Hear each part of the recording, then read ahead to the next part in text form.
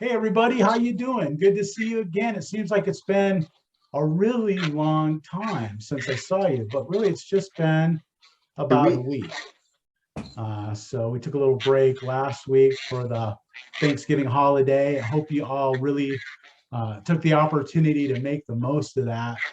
I know I did. I had a chance to take off from Santa Cruz on Wednesday of last week.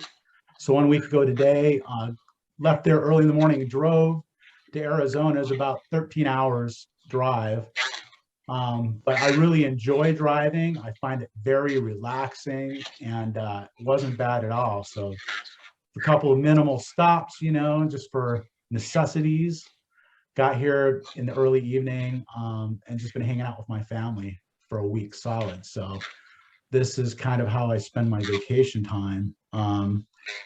That this kind of become my tradition over the past few years here. So really enjoy it, really am recharged, and I've eaten so much food, way more than I normally do. But that's part of the deal. So how about you guys? What's going on out there?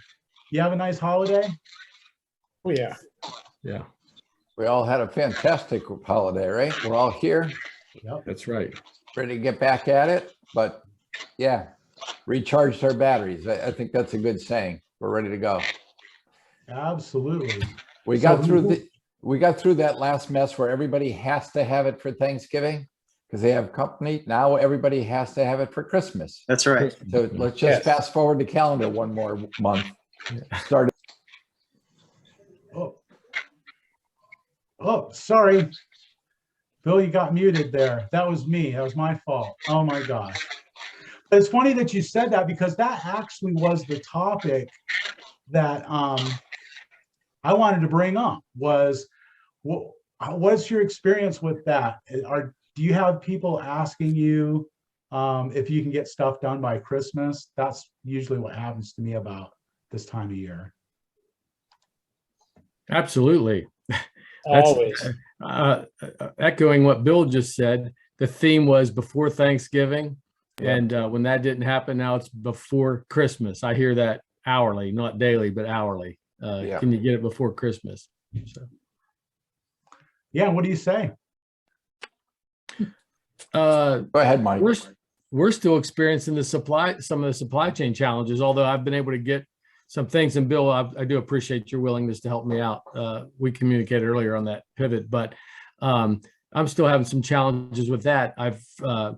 Getting glass hasn't been an issue, but still some of the hardware is coming in. But really some of the hot button items that we had, I'm able to, by the end of next week, we'll be in good shape. And the fires will be gone, so to speak. Wow. Good for you. That's good. Yeah. I mean, there'll be new ones, but Good for you. So you were able to kind of hook up with Bill a little bit and get some things taken care of. Yeah, we've kind of established a little bit of groundwork there. Yeah, I look forward to dealing with picking your brains and gems of wisdom. Anytime. What was I going to say was the newest issue that we're finding now is that because people are having a hard time with help, both Amazon, UPS, the United States Postal Service, C.R. Lawrence is actually sending stuff out and UPS is losing it because they have new untrained help. They're delivering it to wrong addresses. We had 3 this week, all go to different locations. We haven't got it yet. Yet their website said it's been delivered. So that's the next challenge you're going to deal with. And what service is that you're talking about? Was it UPS? It was UPS in all 3 instances. Yeah. You get a box from C.R. Lawrence, and you expect 5 clips. You get 4. And out of the 4, 3 of them are the right finish and one's another finish. That's a different scenario. Yes. Yeah. Yeah. And then you call them up to straighten it out. You think you got it straightened out, then you get a confirmation I'm only going to get 1 clip. So then you got to call back again and straighten it out. But tell you, we were running into that brush bronze look, or actually the brush brass look, and had a problem getting clamps and handles and we got them from US Horizon, and I mean, they matched perfect in color, perfect, and they were not out of stock of it. So I don't know how many of you guys have multiple accounts, but a US Horizons is a pretty good alternative to go to. I really like US Horizon. I mean, with a pretty minimal order, they'll ship for free. I think it's like $200, which is like, it's pretty hard to order less than $200 worth of stuff, right? Yeah. Yeah. And when you're ordering like extrusions and stuff like that, I mean, it really makes a difference because those aren't cheap to ship. So I like those guys. Their salespeople are really good. They'll contact me from time to time just to check on me. My rep does, which I appreciate. And they ship really quick. It's really easy to check if stuff's in stock. If they say it's in stock, it really is in most cases, and you can't say that for everybody. So yeah, kudos to US Horizon. The one thing I found out about them, it's kind of interesting, even though they're owned by CRL and Oldcastle, they let them run their business the way they always have. And they've never really changed. So their customer service that was good before is still good. They're a good supplier. They really are. FHC is building their team. They're getting it ready to go. And I think they're going to do really well too. But for these guys that are missing things like Mike, use US Horizons to get some of those parts also. Yeah. You know, something that you learn something every day, lessons learned, and this business makes me insane. But, you know, a couple months ago, I started scrambling, you know, where can I get U-channel? Where can I get header? And I bought from FHC. I bought from CRL. I bought from something from Basco. And I'll tell you what bit me. And it's, you know, I don't know why I didn't see it coming, but all those companies, there are some different nuances with all their components. And I'll give you an example. And you know, finishes is one thing. An oil rub bronze finish, one company doesn't match the oil rub bronze from the other. Same with brushed nickel. But one of the things that recently we just did a little door, you know, buttress in line with a big 90-degree return. And I bought the header from FHC. We were using Southeastern for a number of years, as I may have mentioned before. The header slipped down over the U-channel. We ran up the U-channel up the wall. So it took 3 of us to set a big panel of glass. I was there to help set it. I took off to go continuing measuring. And the guys said, hey man, that shower kicked our tail. What, why? You know, you should have been done in 2 hours. Well, here, the header doesn't slide down over. You have to cut the U-channel short so the header goes down.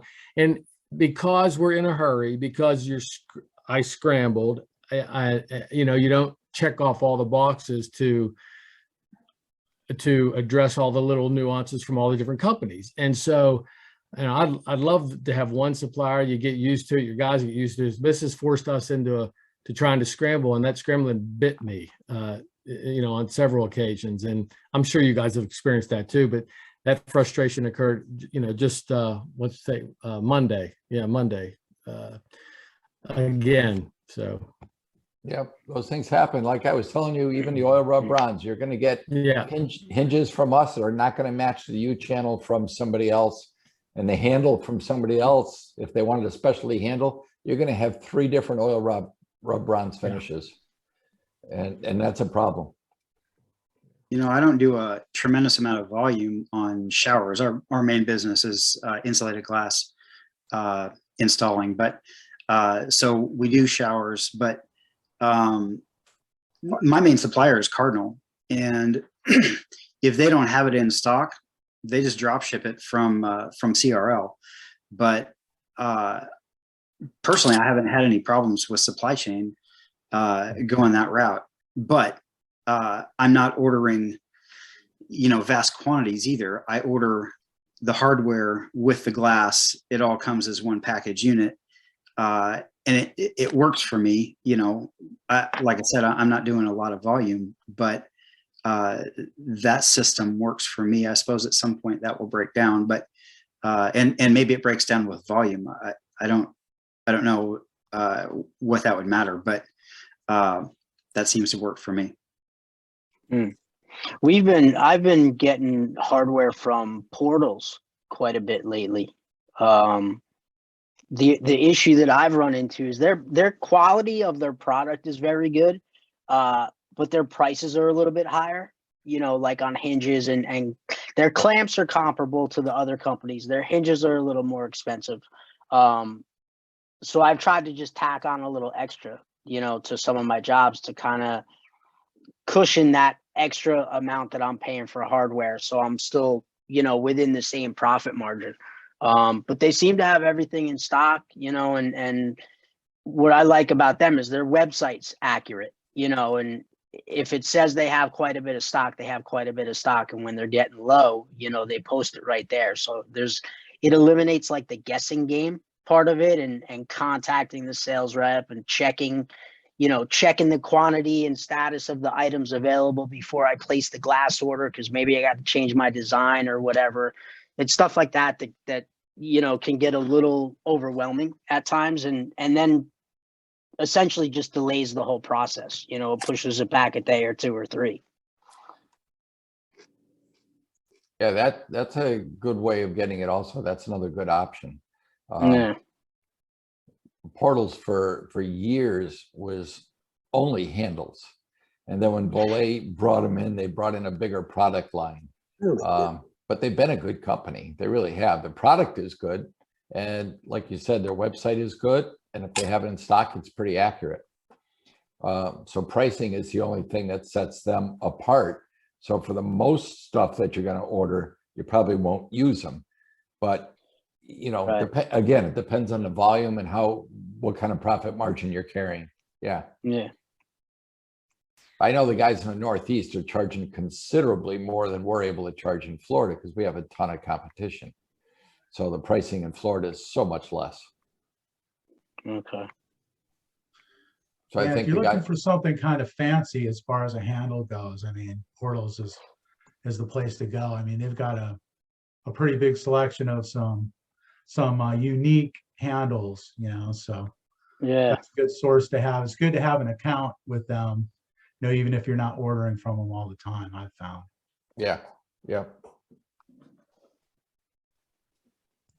So, you know, getting back to what Mike, what you were saying about the header, I know exactly what you're talking about. Let me tell you how I deal with that.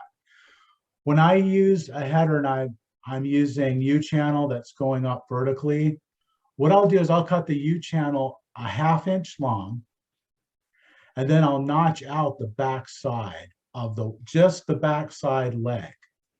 So I'll cut that off at a 1/2 inch, and then that way the header will sit down over the top of the channel and down on that little leg on the inside. And if you end up with a little bit of a, you know, tiny gap, it's on the inside, you can just kind of caulk over it, but it gives you a really nice, clean fit, you know, when you're using channel that way. So that's just a little tip. No, I appreciate that. I appreciate it. Like I said, I got caught up in the scrambling. And so we talk about these names like US Horizon and Portals and FHC, CRL, obviously. I just, you know, the lesson learned is I spent 15 years as a dedicated customer to Southeastern. We got used to their stuff, and, you know, the guys were comfortable. But when we started scrambling, I didn't think of I thought, okay, everybody's the same deal. And man, I'm telling you what, it made for the last 6 months to be extremely uncomfortable. And it's impacted me financially, because you say we check it in at the shop, we check it in, we look at the hardware, we look at the glass, we look at the components. Then you go out in the field and you're like, well, wait a minute, I missed that header thing, or this notch cutout doesn't fit the FHC hinge.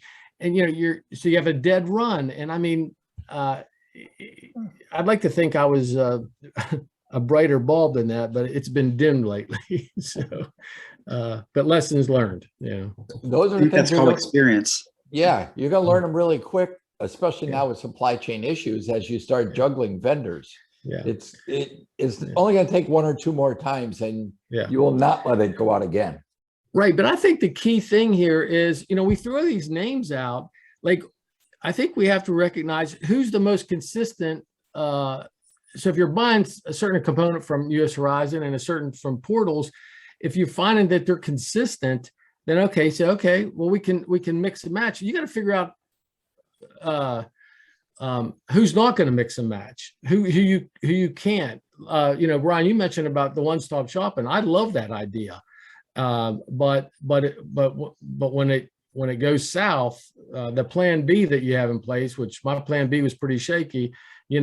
I didn't realize who matched, who didn't match. What are all these nuances? So, Did you say plan B? B. Yeah. Who knew? Well, there's C's and D's too, by the way. I had no idea.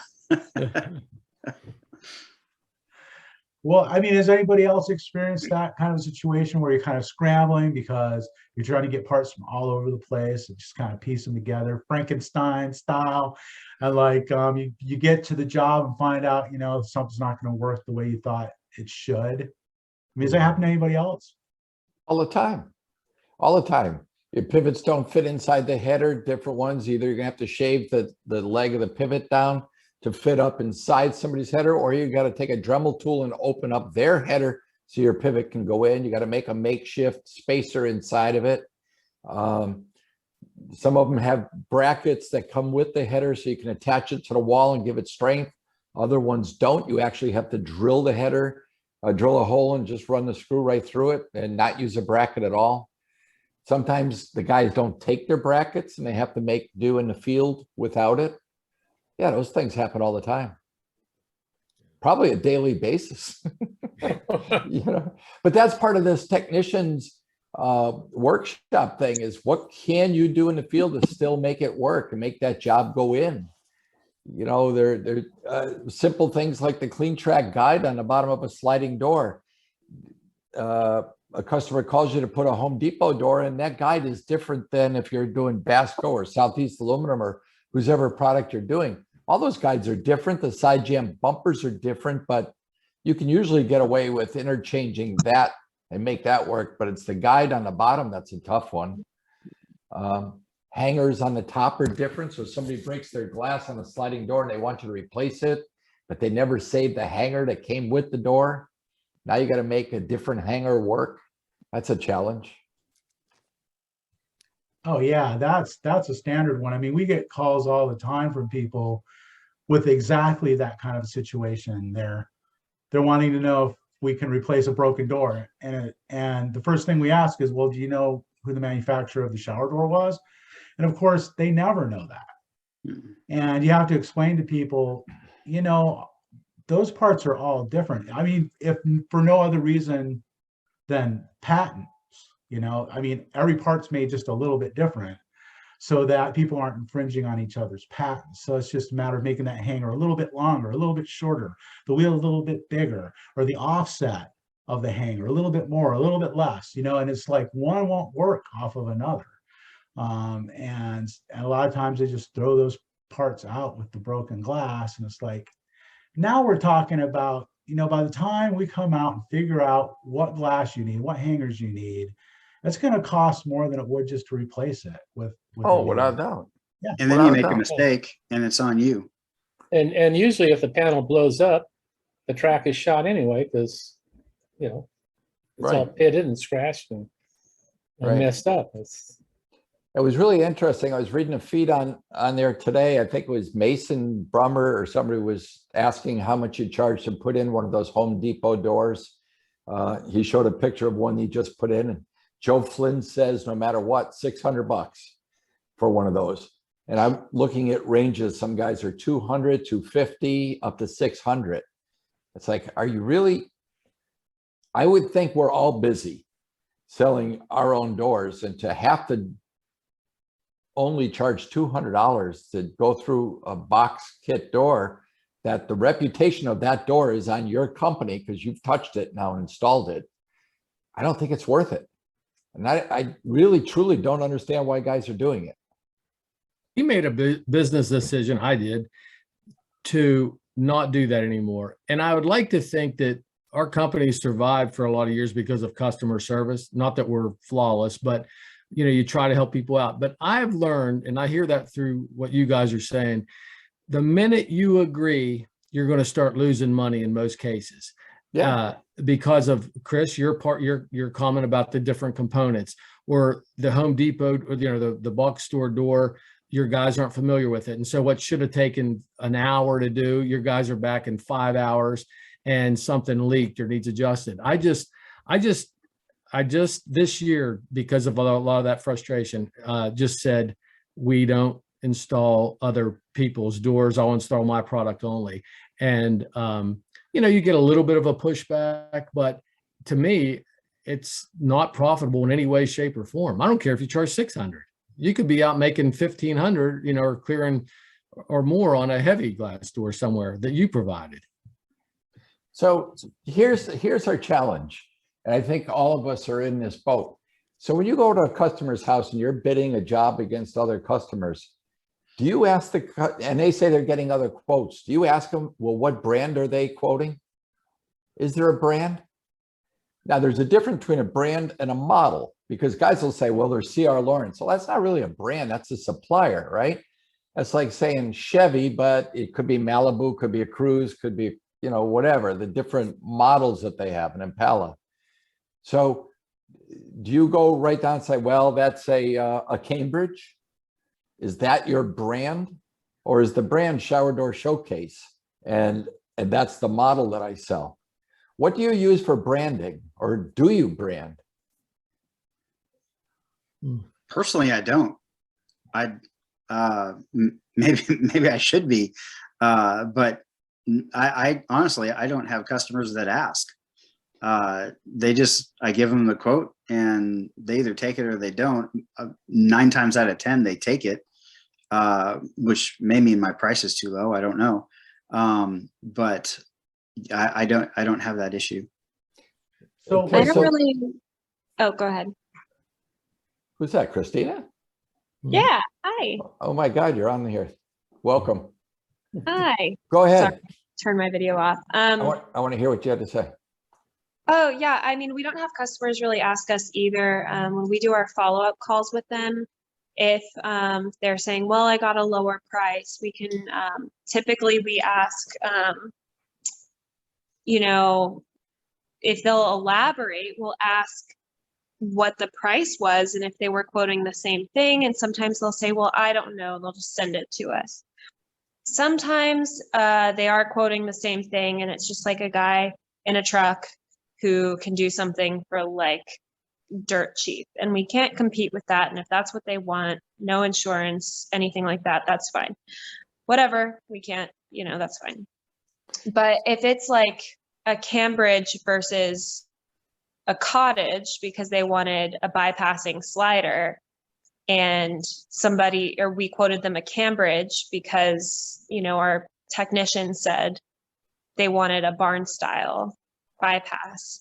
Well, that was an issue on our communication issue. Like, we never understood their budgetary constraints or anything like that. Or the other company didn't understand that they wanted a barn style. So it's very rare that we have a customer ask us about the brand.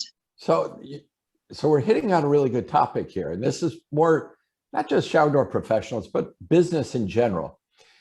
If you're building a house and your builder says, okay, you get appliances and you get this, do you ask what brand you're getting? Why is it important for appliances, but not for a shower door? Why is it important what brand, you have a jacuzzi or Whirlpool or a Kohler? To them, the brand is very, very important. Why? I don't know. They just know it by brand. They don't really know the technical benefits, right? So I guess what I'm saying is we've spent a lot of money building a brand, and I think it would help everybody in this thing if they built a brand for themselves. So if you were Royal Glass would have a brand of what to sell, and they know what they're going to get when they go to Royal Glass. And they go to Royal Glass and compete against Freedom Glass, and Brian doesn't give them a brand, you're going to have a little bit of an edge there, because at least you're telling them what they're getting. And that's not saying anything's wrong with Brian, but that's like people going into a store and say, I want a pair of running shoes, and they can go to Kmart and get a cheaper price, or they can go to the Nike store. Well, now you got a Nike against a Kmart brand. They're both running shoes, but the tendency is them to lean to a brand that they at least know and trust. If you don't build that brand, then they don't have you don't have the added trust value in your corner. I think that's the point I'm trying to help other guys is take some time and build a brand and sell a brand. You don't sell shower doors. You sell a brand of solutions for showers. Just for clarification, are you talking, when you're talking brand, are you talking about your company's brand, or are you talking about the brand of shower that you sell? You happen to make your own, but like the hardware. Yeah. So how many guys are you competing against for shower doors on a daily basis? How many competitors in your area? That's a good question. I'll throw out 10, probably 10. more. Okay. When they get a quote that comes across in front of them and all they're doing is comparing numbers, what's going to make you stand out from the other 9? Yeah, that's a good question. And this is actually why I asked you the question, because the way I see it, I'm building the brand, my company brand, because like Mike said, we do excellent customer service. Yeah, we're not flawless, but the brand is our company and our relationship with them. And because of that, I don't think people are in tune to the different, I know people aren't in tune to the different shower door hardware. Glass is glass, so to speak.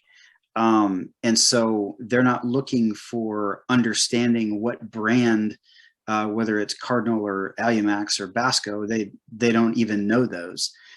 But what they do know is they like and trust the guy that showed up at their door to give them a measurement and a price.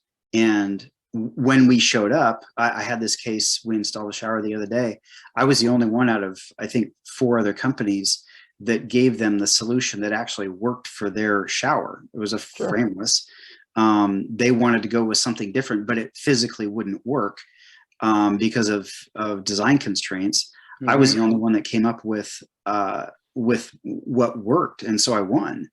And that gave them the trust in our brand, and that's why I asked the question, just to clarify, because personally, I think our brand is us, not what we sell. Okay, so you're using the term brand loosely, because you're right. I mean, your service is part of your brand, but the brand really is, like if I was to buy Lexus has a brand with different model of vehicles, right? Right. But all of the Lexus vehicles come with a high standard. And the standard is, dependability. It's all part of that. There's branches of that brand that are important. In your company's case, it's your service. That's very important. And I'm sure pricing is part of it, and quality of installation is part of it. Professionalism is part of it. But when they're looking at estimates, just a piece of paper, and they got 5 of them in front of you, what are you going to put on that paper that's going to separate you from the other 9 quotes? Are you going to say it's this brand because it's this, this, and this? And they're going to look and go, well, that's C.R. Lawrence and that's a Cambridge. I don't see any difference there. I guess that's where I think educating people to, somebody made a comment, well, it's glass is glass. Well, no, it's not. You got low iron glass, and even in regular clear glass, there's quality differences. I don't know if you know that. When you get the glass from the float supplier and they scan it and there are imperfections in that glass, they categorize that. And there's different pricing for that. So those little inclusions, no different than a jeweler looking at a diamond. If there's less inclusions, the value is higher. The same thing here. If there's nickel sulfide inclusions in that float glass and they pick it up on their scanners, they sell it for less money. And the average person doesn't know that. We buy mirror quality glass, which is the glass that they can put a silver backing behind, and you're not going to see the inclusions. I pay more for that glass, but I'm not getting those callbacks where I can see that little speck from 3 feet away. And I try and explain to them that the industry standards is a 10-foot with natural light. That doesn't matter. They just paid $3,000 for a door. Yeah. They want a good door with no inclusions. So the term glass is glass isn't accurate. I use that term more from their perspective than ours. Yes. Right. So because to them, glass is glass. They really have no. Yeah, but it's your job to change their mind about that. That's a good point. Exactly. That's a Educate. good point. And I think I'm picking up what you're laying down, Bill. And it's like, Yeah. I really haven't thought about it from this angle until just now. Once again, you are inspiring me. And this is what I'm thinking about. When even if you don't have, you don't talk about brand names. You don't talk about model names, right?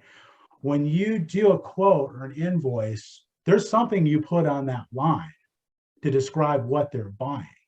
Now let's say we're talking about the single sliding barn door type Crescent series or Serenity series or Skyline, right? So let's say we're talking about that. So what are you going to put on that line? Are you going to put single sliding barn door, brushed stainless, Starfire glass, or are you going to put on that line, Crescent series, or are you going to just make up your own name for your own series? That's your brand.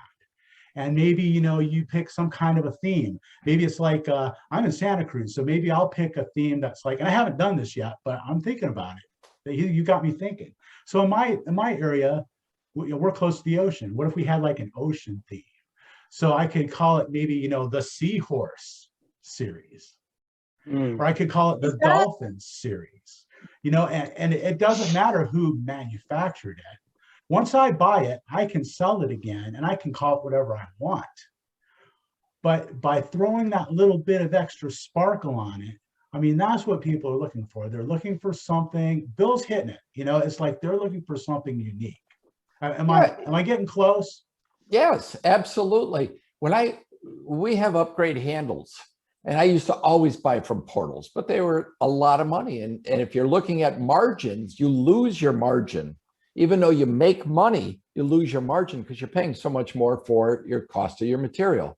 Mm-hmm. So we were bringing in other handles, and then we had a theme. But what we did is, and I went out of my way to find other suppliers that the guys around us weren't selling. So they were unique handles. And if somebody really liked that handle, they were only going to get it from us. We weren't selling just the handle. It was the whole enclosure. And even the rain glass, we named it Niagara. All right. So that when they got a quote and it says it's with Niagara glass, and they go to our website and they'll see the Niagara glass, it matches up. But they bring it to a glass shop down the street. They don't know what Niagara is. Right? It's rain glass. But we're branding it as Niagara so that they're buying it from us, or it's a low iron Niagara or whatever it is. So you brand that yourself. You want to buy an art handle, then it's, you come up with a name, aria instead of concerto. If you want to go into musical themes and all your handles, are musical, whatever theme you want to make up, that's fine. But that identifies you. So then you get your website to stamp of approval. Hey, go to my website. You'll see that aria handle on there. You'll see exactly what it looks like. So whatever name you come up with for that handle, but that becomes your brand. But so, does that have copyright infringement or legal issues with, I'd say Cardinal, who has the Skyline series? Is that an issue if they know that you're doing that? If you're manufacturing something and somebody else has a patent on it, then you're in violation of their patent. That's correct. But if you're buying a product from somebody and reselling it, you can change the name of it. Sure, okay. You can. As long as it's not a consumable, where they're drinking something that's poisonous, or, you're not disclosing that. But in our case, it's fine. So we have rebranded every single thing that we buy. And it really makes a difference because, think about Whirlpool tubs. For years, people would say, oh, I have a jacuzzi. Well, jacuzzi hasn't made them in 9 years, whatever. People still call them jacuzzis. Yeah, they're a Whirlpool tub. Kohler's making them, Whirlpool's making them. but people still call them jacuzzis. And you go way back to the Xerox copier. Somebody will say, run me a Xerox, and instead of a copy. So the brand became the item. Right. And if you do a good job marketing within your local area, you don't have to do it on a national level, but within your market area, you become the brand. It just, you will pop off that from the 9 quotes. You're going to stand out. You're giving them something of substance, and your website backs it up, and your social media backs it up, and all of this becomes your brand. I think each of us could do that easily. Well, not easily. I mean, it's going to take a little while in preparation, but you're going to really see a difference in the credibility of your own business. We noticed a huge difference when we did that. When I was just buying glass from Coral and I was buying hinges from CRL, I was no different than anybody else. Once we started making those changes and rebranding it, we really made a name for ourselves. So in this area, we have a very big market share because we brand it, we advertise it, and we knock the heck out of it. And I think everybody can do that same thing in their area. Same thing. Yeah, so- what's the beer that's fire brewed? Do you remember there's a certain beer and that's what they advertise? They're fire brewed. They didn't advertise it good enough because I don't remember I it. think it was Miller. Yeah, I don't drink enough to know. But so the funny thing about that is like all beer is fire brewed, but this one brand decided to use that as their motto, Yeah. we're fire brewed. That's great. Yeah, I mean, you're not harming anybody else by doing that, and it's just like if a manufacturer can sell you tons of hinges, they don't care if you call them Fred, you're buying them, you're selling, they're happy, they'll sell you more. Take a look at Chevrolet's a great example. It's body by Fisher, radio by AC Delco. Their whole electrical comes from Delco. Tires from Goodrich. Chevy really doesn't make anything. They're just assembling. They get the bodies in and they're assembling everything. And yet they branded that as their vehicle. That's really what you're doing. You're taking these components and you're making that. So you may take a C.R. Lawrence or a Portals hinge, and that's your baby that you want to use, but you're going to mate that up with a handle from so-and-so, and your channeling or clamps are from somebody else, but all the package works together cohesively. That's your brand. And you make that brand. And now whether that brand mimics the name of your company, which if you could do that, it makes it even more powerful. So I like to use Brian's because of Freedom Glass, which is a great name, and freedom meaning no frames, more frameless, wide open, and you make a play on words there. So Freedom has these things. So he could have a Liberty brand, he could have, and it just goes on and on and on, an Independence brand, all things like that, put a little American flag on it. You're writing this down, Brian, it's free. Yeah.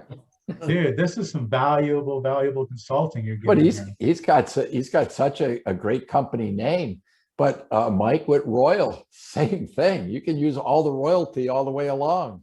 Crown, scepter, Yep. jewel, King of shower king, doors. queen, prince, Protect your moat. castle. But you can do all of that. Brilliant. And it's fun. It is fun. It's Get your brilliant. wife involved. Let her name stuff. I had a friend that had the best swimming pool business in New England. And it was called Teddy Bear Pools. And everybody loves teddy bears. And his name was Teddy. So it worked perfect. But everybody wanted a teddy bear pool. But that's not the brand, but it became his brand. He was buying Namco pools. He was buying, I don't even know all the rest of the manufacturers. And they would install them. But everybody wanted a teddy bear pool. He just did a brilliant job marketing his business. Now, the funny is, we're talking about marketing, and all of us are so slammed. We're having supply chain problems. So we're probably adding to the fuel to the fire. Well, yeah, and this is why we're so slammed, and we just can't resist doing this, Good point. Good point. Yeah, I didn't pull back any marketing dollars, even though we should, and it all goes to the bottom line, because there's gonna be a time where it changes. It always does. It changes in cycles. And the guy that advertises the most, the one that's going to be at top of their mind when things change. Very, very true. Yeah. Early to bed, early to rise, work like hell, and advertise. There you go. I like that one. Well, that's good stuff, man. I mean, you're a hard act to follow there, Bill. Glad that we have you. I'm trying to aboard, follow, man. trying to help. You know, I learned a lot by going to see Billy Britt. I really enjoyed that trip because I saw where we were and where he is and I got his vision of where he wants to go to. And that was so rewarding for both of us. And we've got a really good bond going now just to communicate with each other. Not only is a great guy, he's got a great staff, and he's really got a vision of where he wants to go, and he'll get there because he's sharp. And just knowing the people that are on this site, we've all got some sharp people here, you know, let's say way ahead of the curve. And we just put our minds together. We can do a lot. We can do a real lot. Yeah, and I'm so glad that, you know, Billy's taking advantage of that opportunity, you know, to connect with you. And, you know, there's so many people in this group, and if there's somebody that you see that, you know, you kind of identify with or relate to, or, you know, has kind of reached, you know, a position maybe that you're wanting to get, you know, somewhere near or something, reach out to that person and start up a conversation. I mean, they're you know, people are available to, you know, to share, you know, well, you see, we do it all the time, but yeah, it's really cool that Billy is doing that, and that you're willing to kind of, you know, be available to mentor him and stuff like that. You know, he does have a lot on the ball, and he's a good guy. Oh, and I yeah. think that's, you know, one of the number one things, you know, is just like having that that kind of is just a stand-up. He's a stand-up guy. You know, he strikes me as being very genuine, very sincere, and Yes. that goes a long way. He is. And that's everybody on here. Everybody on here. And I would encourage that. I mean, I'll pick out a couple names like Steve and Brian. They're both small right now, but I was there too. But the guys team up together, and what can we do together? We're small guys, but how can we help each other? And it can happen. You're going to come up with different things like that. And, you know, you'll come up through the business together and help each other out. It could be something really simple or something really hard, but something's going to connect there. And it's nice to know that through this group, you have that direct contact to that person. That's huge.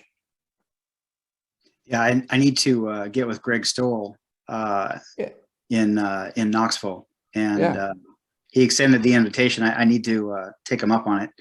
I will try to write an email tomorrow to make that happen.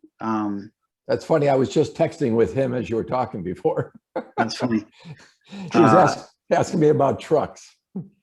Yeah, it's and you know, like he and I both said, we don't see each other as competition. We're really an hour and a half apart, but it is what it is, you know. But we're just, I need to contact him is really what it boils down to. Super nice guy. He's another super guy. Greg is top notch. Yeah, I think this resource. So, Mike? No, I was just going to say this resource, I've mentioned this in previous calls. This is, to me, is invaluable. I've got pages of notes. Every time I sit in on one of these, I get some kind of gem of wisdom from you guys and gals. And I just wish it was, I've been involved for years or had, you know, this networking thing is just, it's invaluable. It's invaluable. And so I thank you, Chris, for spearheading the whole deal. You know, and it's too bad there's other guys on here who are so good. Brandon is a young kid. And man, he's done thousands of doors, and he's got a wealth of knowledge as well. And he's young. And he's going to be in this business a long time. He's another great source, and he's a top-notch guy that you can lean on if you need something. Yeah, and and pretty much everybody I've ever met on here that, if I reach out to them and ask them a question or something, they can make time for me, to give me their opinion about something. I mean, I never overtax anybody, I never like, stalk anybody, but just to throw out a quick, hey, quick text message. Hey, what do you think about this? Or do you know anything about that? Make it really easy for them to respond to me and give me their opinion. And I've never had a problem with anybody, not being completely willing to do that for me. No, but it's good too. I mean, we're pretty much spread out. There's nobody on top of anybody. So I'm not saying these secrets to the guy that's, 3 miles away from me either. So I think we all have a pretty good spacing from ourselves, and that's a good thing. You talk more freely that way. Oh, yeah. You're talking about, how many people you're dealing with and quotes and stuff. So every quote I do, I have templates for them. I type them out. They involve a sketch of what I'm doing. And then I paste a picture of every hardware I use. So the customers, they're seeing what they're getting. Are you pasting it and saying I use a CRL, whatever? I don't say it it's I just paste the CRL hinge. Okay, so you're not telling them a brand of what you're selling. No, or well, that's my point. If it's a barn slider, yeah, I'll tell them it's a Cambridge or Crescent or whatever. Okay. But I'll show them the hardware that I'm using so they know, what they're getting, and then because everybody else, they just send them a piece of paper with a quote on it, and that's it. I just find it funny that, being in the building industry for so long, people are so concerned about what type of wood flooring am I getting? What are my kitchen cabinets? What brand lighting am I getting? But no one ever asked what brand shower door am I getting? And I think it's because of us as an industry don't take the time to educate and tell them what they're getting. Yeah, I think historically that glazers have been kind of meatheads, because like I remember when I started in the industry, they used to refer to, like we were talking a little bit earlier about just making things work, getting out on the job and finding you're short something and having to just kind of make things work with what you've got. And when a guy could do that, we always referred to him as being a good mechanic. It's just like they got those mechanical skills that can just, they can make something happen, out of very little. And we basically are mechanics. We're technicians, we're mechanical. And, so we can be kind of that like motorhead, kind of guys who are like all into our work and not really thinking about how things look, in terms of, branding and stuff like that. So, I mean, paying a little bit more attention to that, I think is good for us as individuals, as business owners, and as an industry, we can elevate our whole industry that way. You've probably heard the term 1,000 times that you should be working on your business as opposed to in your business. And, I did it myself for 20 something years. I was out doing the installations. I was out doing the estimates. I was doing that. I was never spending time strategically planning the next move or how to grow and how to build a culture and keep people engaged and create opportunity from the move up in a company, which is now what I've transitioned into. That sometimes I'd say the challenges I have now are more difficult, because before I'd throw the glass in the truck and go and I'm spending my day there. Now it's everything costs money because guys are going to want to get paid more. We need to get better benefits. I need to hire new people, but I got to take care of the people that are there because they're the ones that got us to where we are. And I want them to succeed. So we're always looking to increase everything. So, but when you get to the point where you can work on your business and strategize and plan the processes and procedures and put everything in place, that's when your business can really grow if you want it to grow. And that's a big thing. And we've talked about this. There are people that just don't want to, don't need to, have no desire to. And there's nothing the matter with that at all. It's just that everybody has their own wish list, where they want to be or how much they want to make or how they want to live their life and have a balance between work time and non-work time. So, once they make that decision and if they want to grow, then they need to step out and figure out how to work on the business and get people to do the work. So I think I have a question, sort of. I mean, or I guess a stream of thought here. With the way the industry has grown or moved and changed. I am relatively new. I've been in the industry for 2 years. My dad's owned the business for 11 and he's been doing shower doors for 30. So I've heard about everything, but I haven't been in the mix. So when you guys are saying, like, why do people choose their floors, their countertops, their cabinets and things like that, but not their shower door or not their glass? by brand. Sure. And you're talking about branding, but I wonder, like, in our area, it doesn't seem like builders have any relationship with people who do shower doors, or if they do, it's like most of the time in new homes, they don't even put in a shower door. And so then homeowners just put in a curtain or figure out something else, or they'll put in a framed unit. And so there's just really no thought put into the shower at all. And so people never have to think about it. They literally never have to think about it unless they decide to remodel. And that's maybe why everything's builder grade. We run into that here. We run into it here. I ran into it in Massachusetts for 20 years, where we were getting fiberglass units and they didn't want to put a shower door on it. They just put a curtain across. It's all about education and building those relationships, going to the Home Builder Association meetings, the remodeling meetings, introducing yourself, showing them, putting on an open house at your place and have them come in, show them what you can do, how they can actually make money if they recommend somebody to you. You know, they get their contractor discount of 10%, but you're still charging the regular, which you should, and they should get 10% because ultimately, if something goes wrong, the customer is going to call them, and the proper protocol is for the builder to call you. So he needs to get paid for that time, and he should get money for it. But why would he leave money on the table? He's building one house. Would you rather make an extra $1,000 on that house by offering 3 more shower doors? I don't know why they wouldn't leave it.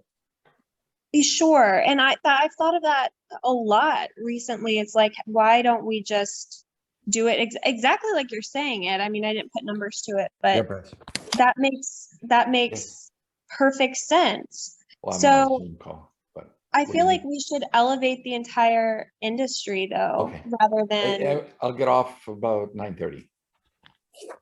I feel like we should elevate the entire industry rather than even just our brands. I mean, obviously our brands as well, but like, why isn't Pinterest exploding with the most like awesome shower doors this month or whatever? Why aren't there articles publicly, spread about things like this? Because we don't do a good enough job promoting it. Christina, when was the last time you took a selfie video in your shop and posted it anywhere on social media? Yesterday.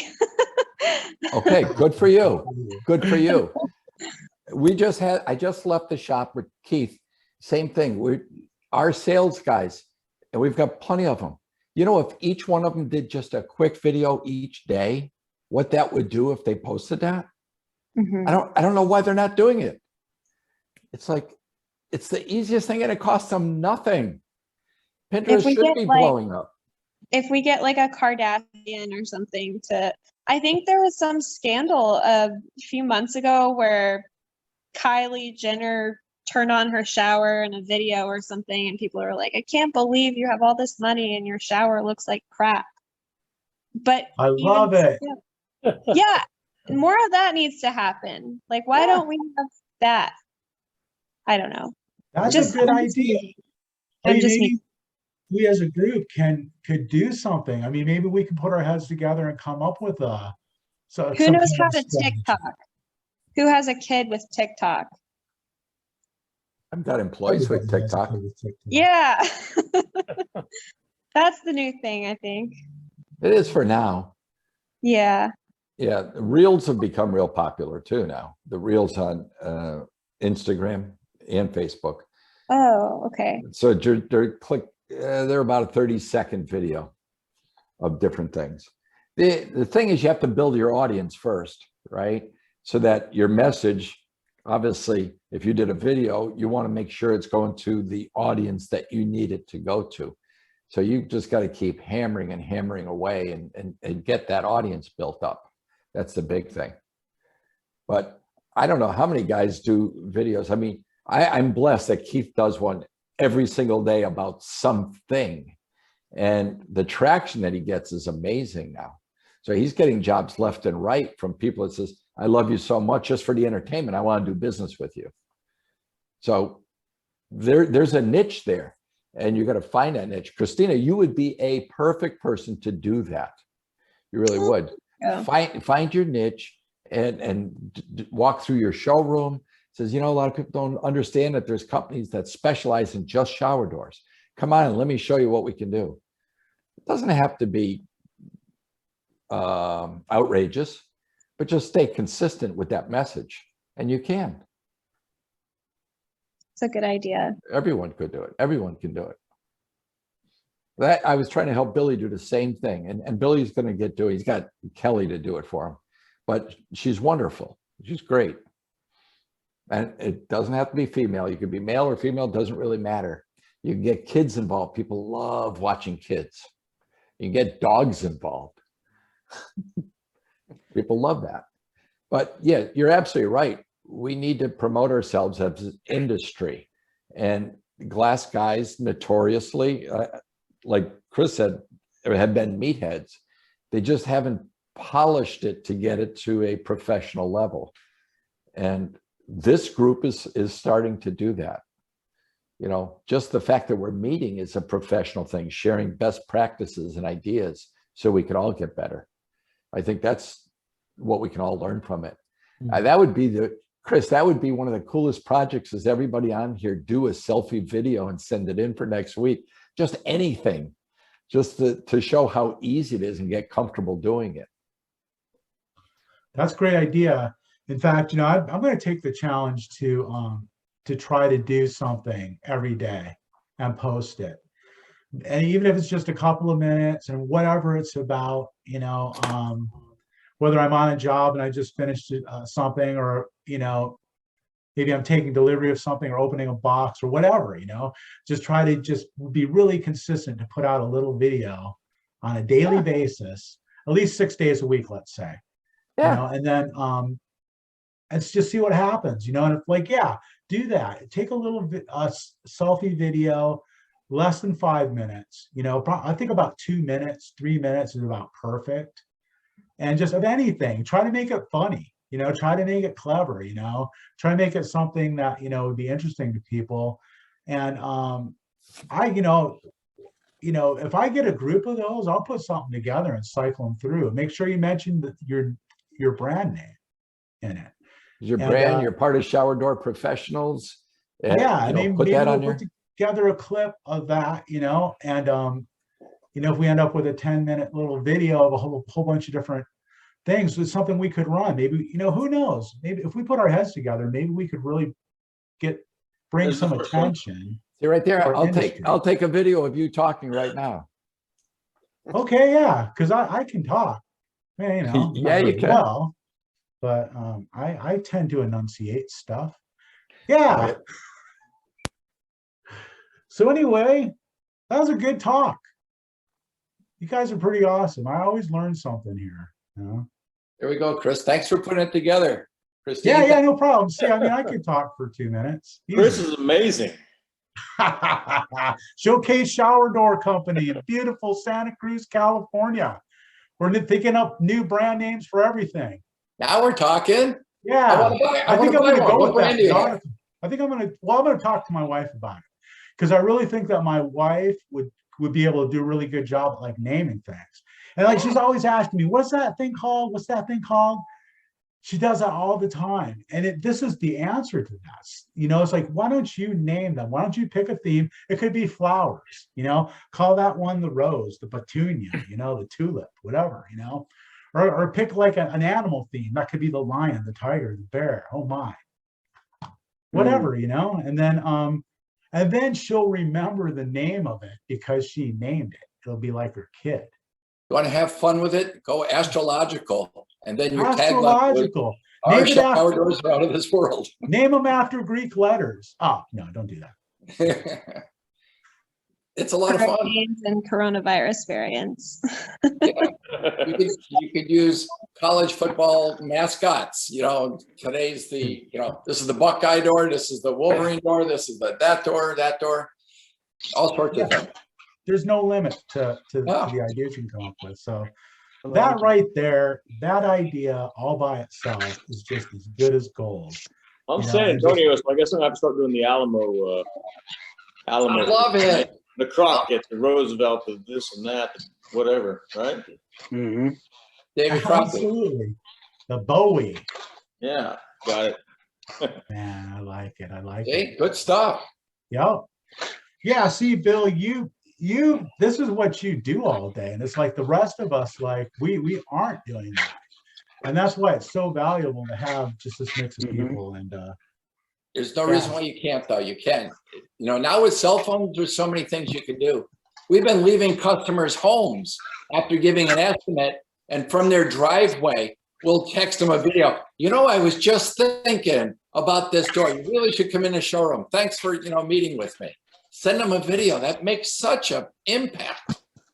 Then when they have their 9 proposals in front of them, they'll remember you because you just sent them a video after leaving their house. I love it. That's impactful. It really is.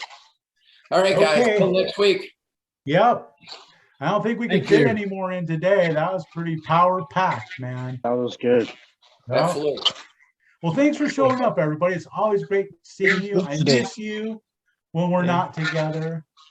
And I'm thankful for you all. So come back again next week. We'll do it again. Thanks, See you guys. next week. Bye, everybody. See you guys. Good night, everybody. See ya.